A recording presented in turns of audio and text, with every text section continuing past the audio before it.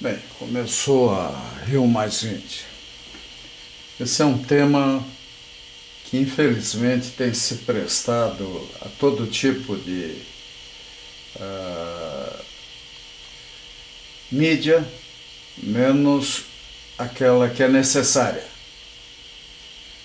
Em torno do meio ambiente, do clima, nós precisamos de estudos sérios, responsáveis e com a maior profundidade possível. Não é assunto para paixões, simplesmente, mas é de sobrevivência da humanidade. Então, por exemplo, nós falamos muito em meio ambiente.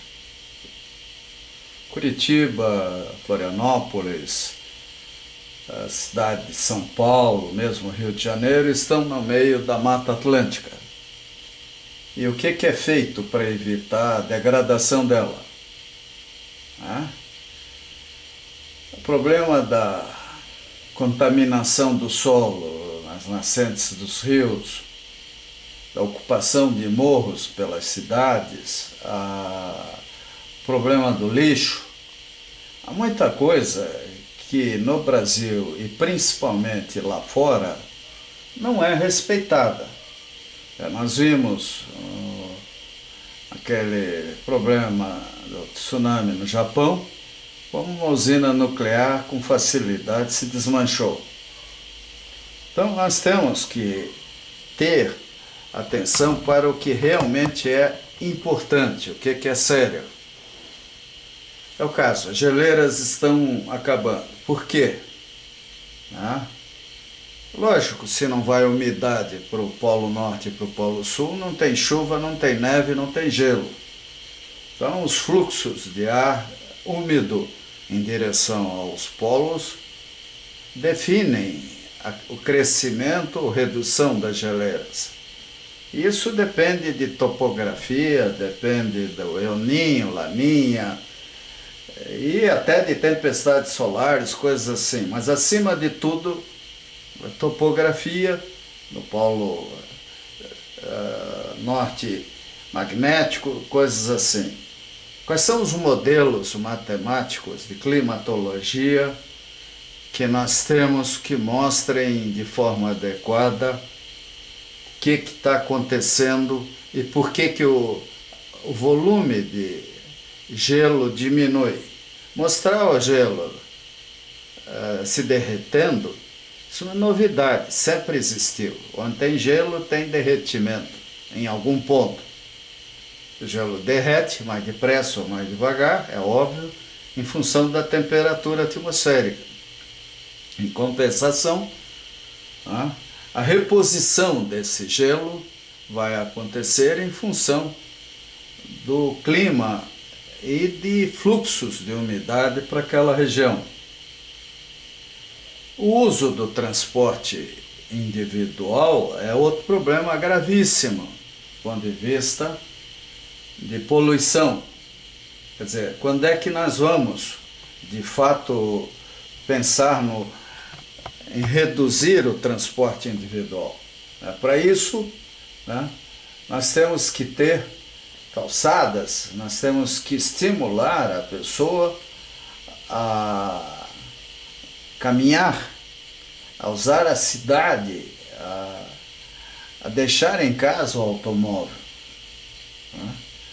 Uma cidade como Curitiba, que é tomada como exemplo de urbanismo, a gente vê coisas absurdas. E em outras cidades chegamos a ver coisa pior. Há alguma coisa andando. Fala-se nas grandes cidades para 2050. Inclusive, eu tenho até satisfação de ver aqui reportagens sobre Blumenau. Nós temos que repensar o crescimento, o futuro, o que nós desejamos. Porque, evidentemente, nas cidades nós teremos um problema grave e para isso também precisamos, para que as reformas aconteçam, de dinheiro. Quer dizer, o Brasil precisa de recursos nas cidades para que elas se modifiquem, né? Tem, quem sabe até mudando a capital dos estados, né? A capital do Brasil já é a terceira. Por que não os estados terem um programa de mudança de capital para lugares degradados, tá?